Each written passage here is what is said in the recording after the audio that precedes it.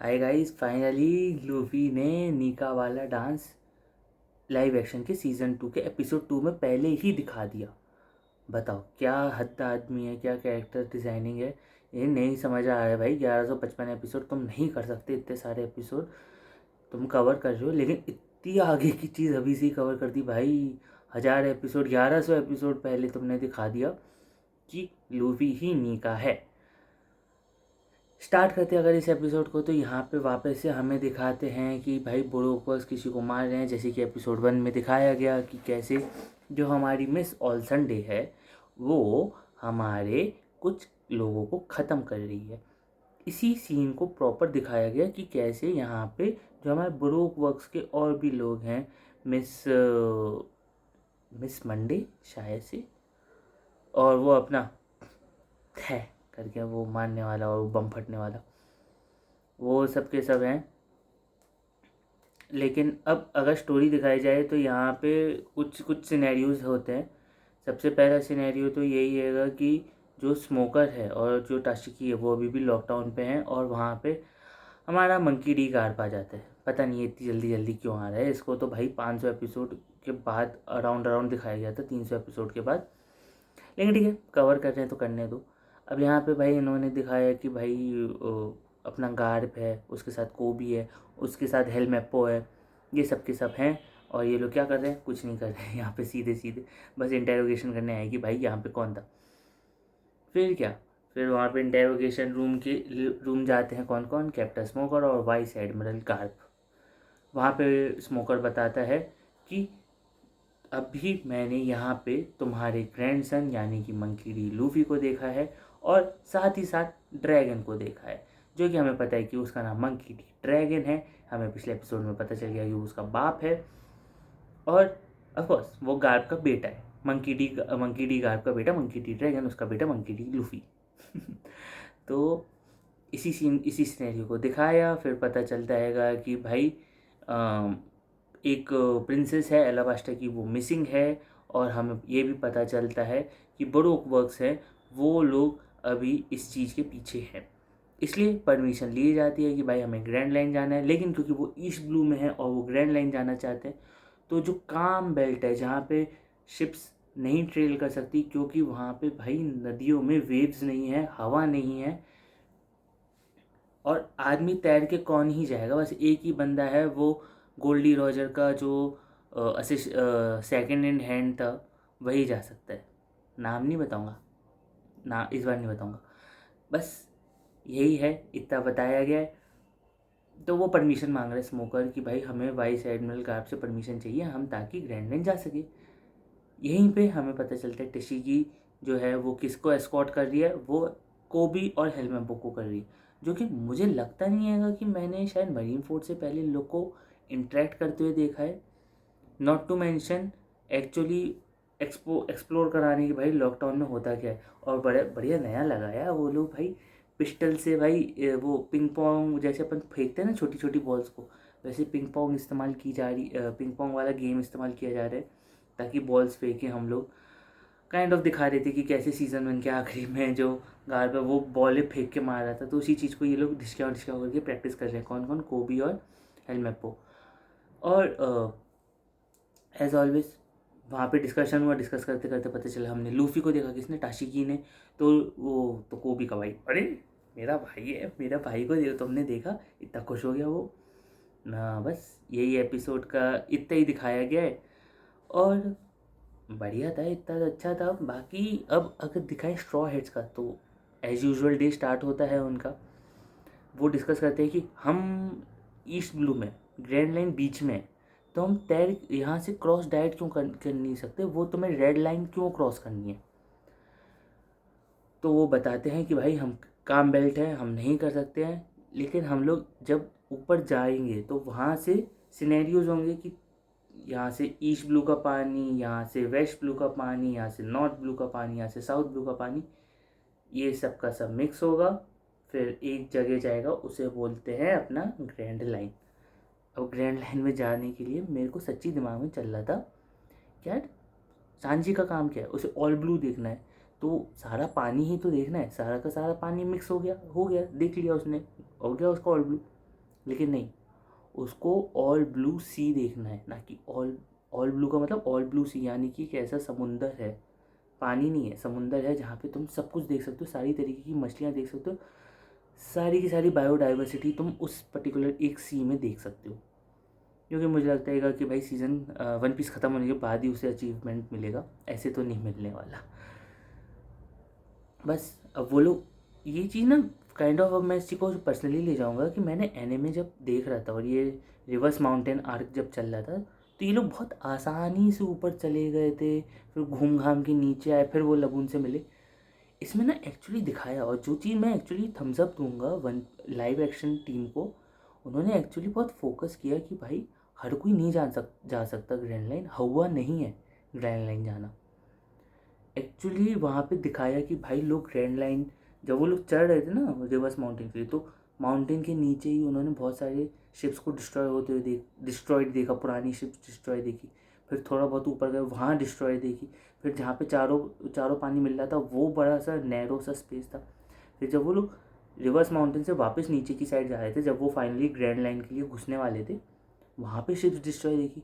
मतलब सोचो यार उनका सिनेरियो कैसा होगा, जो सोचे होंगे यार अब तो हम रेड लाइन पहुँच चुके हैं, अब हमारा ग्रैंड लाइन घुसने का टाइम है, और कोई आदमी बचाओ बेचारा नीचे के नीचे ही मर गया, कोई ऊपर चढ़ते चढ़ते मरा, कोई भाई वो इन चारों के संगम में मर गया, कोई बेचारा फाइनली सब ढूंढ ढांड के नीचे उतर ही रहा था, वहाँ ख़त्म हो गया। मतलब ऐसी ऐसी शिप्स हैं, तो सिनेरियो कुछ भी हो सकता है। और सिनेरियो यही है कि भाई उनका जो हैंडल था जिससे वो लोग इधर उधर, मतलब एक काइंड ऑफ जो व्हील चेयर होता है ना, क्या बोलते हैं, स्टेयरिंग होता है, अगर स्टेयरिंग नहीं था उसमें एक डंडा था जिससे अपन राइट लेफ्ट कर सकते हैं, काइंड ऑफ मान लो कि पुराना सा नाव है, अब वो तोड़ दिया किसने तोड़ा, सांजी, ऊसॉप और जोरो ने मिलके। फिर वो लोग जाते हैं उतरते हैं, तो टकराने, अब वो वहाँ पे ना एक बड़ी सी वेल मछली के अंदर घुस गए, सारे के सारे स्ट्रॉयड्स घुस गए, लेकिन लूफी बच गए क्योंकि उसने कुछ तो तरकीब लगाने की कोशिश करी कि अगर मैं धक्का मारूँ इतनी बड़ी वेल को तो शायद वो पीछे हो जाए, समथिंग लाइक दैट। वो भग गया, लेकिन ये सब के सब अंदर घुस गए। अब अंदर घुसे तो मैं बीइंग एनिमे फैन, मैं बड़ा ज़्यादा सोच रहा था कि अब अंदर क्रोकस मिलेगा और वो आँख मिचोली वाला गेम की भाई ऐसे देखेगा और सब डर जाएंगे, फिर वो ऐसे देखेगा फिर सब डर जाएंगे, फिर सब बोलेंगे अबे बस करो कितनी बार करोगे। वो चीज़ भी नहीं हुई मज़ेदार था वो, बहुत बढ़िया एपिसोड था, लेकिन इसमें तो दिखाई नहीं। इसमें उल्टा क्रोकस लूफी से मिलता है। लूफ क्रोकस एक्चुअली रेड लाइन जहाँ पे वैसे तो गवर्नमेंट्स की वो जगह है, लेकिन एक छोटा सा कहीं पे खाली सा टापू जैसा उसे मिल गया, एक काइंड ऑफ शैलो एरिया, तो वहाँ पे भाई क्रोकस मिल गया उसे। और क्रोकस इंट्रोडक्शन ऐसे ही देता है कि एक बड़ा सा इंजेक्शन होता है, वेल के हिसाब से छोटी सी सुई, और वो बड़े से इंजेक्शन को फेंक के मारता है, और जो एक बड़ी सी वेल जो ग्रैंड लाइन पे टकरा रही थी, अपना सर बार बार टकरा रही थी, वो सो जाती है। अब वही समझ नहीं आता है कि भाई चल क्या रहा है, इतना वो खुद को मार क्यों रही है। तो सबसे पहले तो लूफी के दिमाग में सवाल कि क्रोकस तुम कौन हो और ये लगून ये ऐसा कर क्यों रही है। तो क्रोकस बोलता है मैं एक डॉक्टर हूँ, मैं अब यहाँ पे रिटायरमेंट करने आया हूँ। एक रंबार्ड पायरेट्स थे, वो कुछ टाइम पहले आए थे, 50 साल पहले कुछ करीब करीब आए थे। वो लोग भी अपनी जर्नी स्टार्ट किए थे, और उनके पीछे पीछे एक लबून एक वेल आ गई थी जो अपने हर्ड से यानी अपने झुंड से अलग हो गई थी, तो इनके साथ साथ घुस आई। अब इन्होंने भी एक तरीके से काइंड ऑफ पाल ही लिया कि खाना वाना खिलाते हैं, सिंग कराते हैं, और सिंग कराना मतलब बिंग्स साके, मेरा पर्सनल फेवरेट आफ्टर वो एनिमे में वीआर और उसके बाद जो मेमोरीज वाले गाने हैं, उसके अलावा थर्ड नंबर पे बिंग्स साके। उसको वो गाते हैं और ऑफकोर्स अपना ब्रूक दिखाते हैं, और पूरा का पूरा रंपार्ट पायरेट्स दिखाते हैं। एंड ब्रूक काला है तो क्या हो गया भाई, मैं भी तो काला हूँ, चलता है। अरे ये सब के सब चोचलेबाजी है, मुझे ये बात समझ नहीं आती। पहली बात, मैं आई एम सॉरी, मैं वीडियो बनाऊँ फिर भी मैं बोलूँगा ये एक फिक्शनल कैरेक्टर है, Brooke is a fictional character, तो तुम पहली बात उस पर क्या ही डिबेट करोगे। दूसरा, तुम दुनिया की शांति के बारे में बात कभी करना ही नहीं आज के बाद, जो बोलता है कि ब्रूक को काला क्यों दिखाया है, वीवी को गोरा क्यों दिखाएंगे, या अभी निको रॉबिन को फर्स्ट एपिसोड में जो मिस ऑल संडे को दिखाया था वो गोरी क्यों है अभी से, उसको तो टाइम स्किप के बाद दिखाना चाहिए था गोरी। अबे तुम सब भाड़ में जाओ। ओडा ने जो इसके मांगा हैं उन्होंने बस ड्रॉ किया था, कलर भरने का काम एनिमेटर्स का था। उन्होंने आलतू फालतू कलर भर दिए। जब अक्खा पूरा डेजर्ट आइलैंड में उसका बाप, उसका जो भी गार्ड्स हैं, उसका फोर फादर है, जो भी है, सबके सब जब बेचारे डार्क स्किन के हैं, तो वीवी गोरी कैसे है? मेरा ये कहना है, मेरा इतना कहना है, अगर वो अपने बाप पे नहीं हुई होगी तो उसकी माँ भी कितनी ही गोरी होगी भाई। ऐसा तो है नहीं ना। मैं मान नहीं सकता हूँ कि तुम लोग एक्चुअली रंग के पीछे पड़ गए हो। मेरा कुछ कहने का ऑब्सेशन नहीं है भाई, मैं खुद अपना काला रंग लेके घूम रहा हूँ, तो आई गेस मेरे लिए तो तुम लोग बोलोगे कि तुम उनका सपोर्ट कर रहे हो। मुझे समझ नहीं आता है भाई। तुम एक एनिमे को इंजॉय करो, ठीक है, इसका मतलब ये नहीं कि काला गोरा करने लग जाओ, फिर तो तुम कभी भी भाई आगे बढ़ ही नहीं सकते। काले को काला ना बोलो भाई, पता पागल से। तो ब्रूक अपना काला, ब्रूक अपना म्यूजिशियन है, वो बढ़िया से अपना बिंग्स आके कर करके लबून को जगह खुश रखता है। पूरा का पूरा रंबाट पायरेट जो होता है उसे खुश रखता है। और फाइनली जो कैप्टन होता है वो क्रोकस से बोलता है कि आप इसको अपने साथ रख सकते हैं, क्योंकि अब हम ग्रैंड लाइन में जाने वाले हैं और हम इस छोटे से बच्चे को हम तकलीफ़ में नहीं रख सकते। सबको पता है कि भाई जब थ्रिलर बार्क आर्क में बताया गया था कि ये लोग 50 साल पहले लबून को छोड़ के गए थे, और वो लोग की शायद जर्नी स्टार्ट ही हुई थी, वो लोग थ्रिलर बार्क में फंस गए थे और वहीं पे उसका उनका मर गए। कुछ तो पॉइजन वॉइजन हो गया था, खाने वाने की दिक्कत हो गई थी, तो वो सबके सब खत्म हो गए। ब्रूक बच गया था क्योंकि उसके पास डेविल फ्रूट पावर है, जिससे वो वापस अपनी लाइफ वापस जी सकता है। ये सब होना था, होना होएगा, फ्यूचर में दिखाएंगे सब कुछ। लेकिन लबून तो फंस गया ना यहाँ पे अकेला, तो अब उसे लगता है कि अच्छा ये लोग घूम के ना वापस आएंगे, तो क्यों ना मैं उल्टा चला जाऊँ। अगर ये लोग घूम के वापस आने वाले, मैं उल्टा चला जाता हूँ, जब तक वो लोग आएंगे हम भी उससे टकरा जाएंगे, तो भाई सबका मिलना हो जाएगा एक साथ। तो वो ग्रैंड लाइन, अब वो क्योंकि रिवर्स माउंटेन है, तो जहाँ से वो लोग उतरे हैं वहाँ से वो लोग वापस चढ़ नहीं सकते, क्योंकि पानी नीचे की तरफ बह रहा है और बिल्कुल प्रेशर वाला बह रहा है, ऐसा नहीं काम है वो। तो इन द एंड लगून क्या करता है भाई, तोड़ते तोड़ते हैं पूरा का पूरा रेड लाइन। लेकिन क्या करे बेचारा भाई, तोड़ तो सकता नहीं है। अब यही है, उसके माथे पे इतने सारी की सारी लाइंस वाइंस बन गई हैं, चोट वोट के निशान हैं, इसलिए क्रोकस ज़्यादा से ज़्यादा क्या कर सकता है, उसे सिडेटिव्स दे के सुला सकता है। बेचारा 50 साल से सिर्फ सिडेटिव ही दे रहा है। तो वो उसका यही कहना है कि मैं इतना सिडेटिव उसको दे चुका हूँ, इतनी ज़्यादा दवाइयाँ दे चुका हूँ कि आज की डेट में दवाइयाँ काम ही नहीं करेंगी उस पर, इतना दवाइयाँ दे चुका हूँ उस पर। तो क्या कहें यार, वही बात, लूफ़ी उससे रिक्वेस्ट कर रहा है कि कुछ तो कराओ हेल्प, मैं बस चाहता हूँ मेरे दोस्त बाहर आ जाएं, मेरा क्रू है वो मेरे फ्रेंड्स हैं। और क्रोकस बोलता है जो जा चुका है अब उसको वो वापस नहीं आएगा। यही बात क्योंकि पहले लूफ़ी ने उसे बोली थी कि भाई अब जो जा चुका है अब वापस नहीं आएगा, लबून को अब मूव ऑन कर देना चाहिए। तो वही बात क्रोकस करता है कि तुम मूव ऑन क्यों नहीं कर रहे हो, वो भी तो जा चुके हैं। फिर क्या भाई, फिर अंदर की कहानी दिखाते हैं कि भाई ये लोग फंस चुके हैं अंदर वेल के, बहुत अंधेरा है, अनलाइक एनिमे जहाँ पे भाई उजाला ही उजाला था, जो कि मुझे भी समझ नहीं आया उजाला क्यों था भाई। तुम एक पेट के अंदर तुमने लाइट बल्ब कैसे लगा ली? जो इन्होंने बहुत जस्टिफाई किया कि भाई उजाला नहीं है, वो एक पेट है, और वो पानी नहीं है, वो स्टमक एसिड है, कि अगर तुमने गलती से अपनी कुछ भी चीज़ गिरा दी तो स्टमक एसिड में भाप बन जाएगी, और तुम एक तो वेल के अंदर हो, तो वो पूरा का पूरा जहाज ही स्टमक एसिड से ख़राब हो सकता है।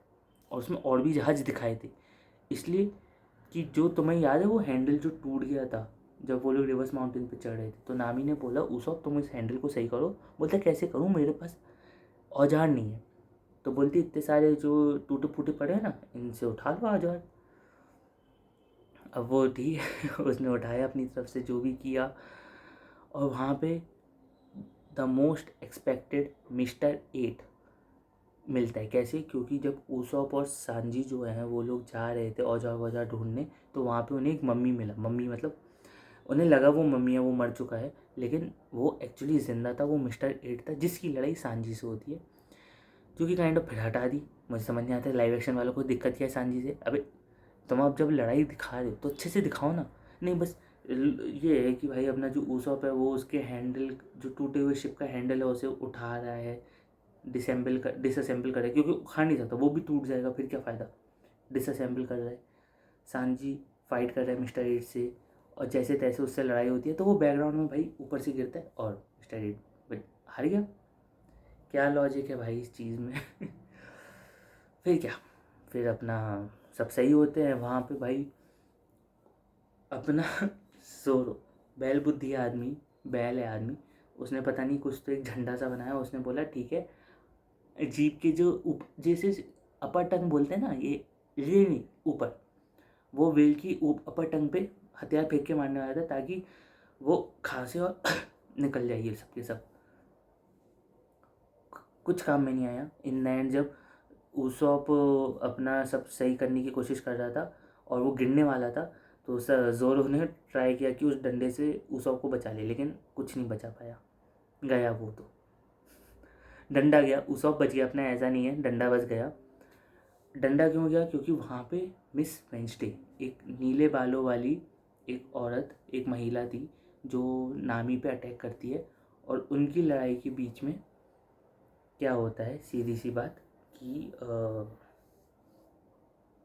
कुछ कुछ उनका जो कंपास वगैरह था वो वैसे भी काम तो कर नहीं रहा था, तो उनका अटैक के बीच में भाई पहले तो उन सबको बांध देते हैं, फिर कुछ होता है कि भाई अचानक से वेल इन सबको बाहर थूक देती। अचानक से कैसे, लूफी ने बोला ठीक है।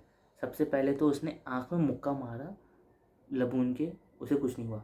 फिर उसने अपना बिंग्स साके बढ़िया प्यारा सा गाया। मैं देखो, मैं अच्छा नहीं गाता, मैं ख़राब नहीं करना चाहता बिंग्स आके, स्पेशली वीडियो के बीच में। उसने बिंग्स आके गाया, फिर उसे बोला लबून लोग चले जाते हैं, आगे बढ़ना चाहिए, थोड़ा मूव ऑन करना सीखो। बस प्यार से बोला, और लबून ने निकाल दिया, सबको निकाल दिया बस। और क्या, फिर क्रोकस के साथ वो लोग अपना चाय वाय पी रहे होते हैं, और नामी बोलती है कि मैं तुम लोग को नेविगेट कैसे करूं जब मेरा जो कंपास है वो घूमे जा रहा है। तो क्रोकस ने बताया ग्रैंड लाइन में मैग्नेटिक फील्ड्स ज़्यादा होती हैं, हर आइलैंड पे मैग्नेटिक फील्ड्स होती है, इसलिए वो घूमता रहता है। तो आपके पास एक होनी चाहिए लॉक पोस्ट, जो काइंड ऑफ उठा हुआ एक अलग सा होता है, वही होता है, कंपास ही होता है, बट उसमें काम क्या होता है कि आप उससे एक आइलैंड की तरफ जा सकते हो।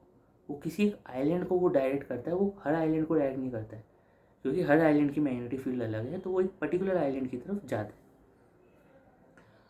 वो लॉक पोस्ट की तरफ वो लोग बस जाते हैं, और बस कहानी यहीं तक ख़त्म। लेकिन ये लोग सब सोचे कि भाई लबून अभी भी यही चीज़ कर रही है, अभी भी उसने मुक्का मार रही है।